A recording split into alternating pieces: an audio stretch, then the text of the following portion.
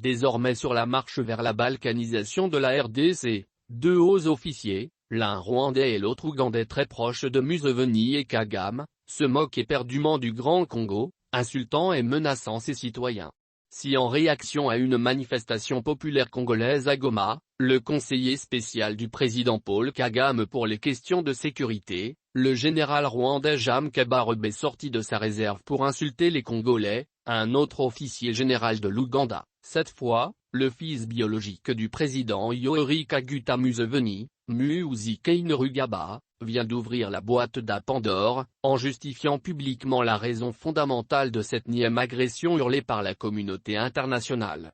Dans une conférence improvisée avec une poignée d'étudiants rwandais bien sélectionnés, James Kabarebe a réagi à la marche anti-rwandaise organisée à Goma et qui a conduit les manifestants jusqu'aux frontières, du Rwanda. James Kabarebe n'a pas mis de gants pour articuler une lourde insulte malpropre à l'endroit des Congolais. Le Rwanda ne peut pas entrer en guerre parce que les Congolais jettent des pierres à la frontière ou brûlent des drapeaux. Nous menons des guerres stratégiques, pas de guerre de provocation. Vous ne combattez pas une personne folle, vous l'ignorez mais vous lui fixez la ligne rouge, a-t-il déshonoré tout un peuple.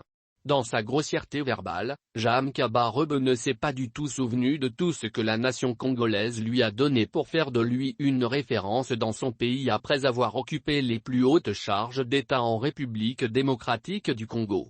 Les propos plus ou moins barbares du fils Museveni viennent d'indisposer tout un peuple en République démocratique du Congo. L'officier général, même si d'aucuns le traitent de déséquilibré mental, sait très bien ce qu'il fait et sait prendre raisonnablement la mesure de ses propos, écrit. Quant au M23, je pense qu'il est très dangereux pour quiconque de combattre nos frères. Ce ne sont pas des terroristes. Ils se battent pour les droits des Tutsis en République démocratique du Congo, a-t-on lu dimanche sur Twitter. Décidément, le fils Museveni confirme la thèse selon laquelle toutes les guerres artificielles du Rwanda et de l'Ouganda qui ont causé 12 millions de morts congolaises sont toujours motivées par une visée hégémonique d'une ethnie sur toutes les autres. Ce tweet vient ainsi tout changer de la conception, motivation et défense de cette guerre. En plus, le message de Muhoozi Kainerugaba renferme une seconde vérité, celle de la confirmation publique du soutien de l'Ouganda au M23.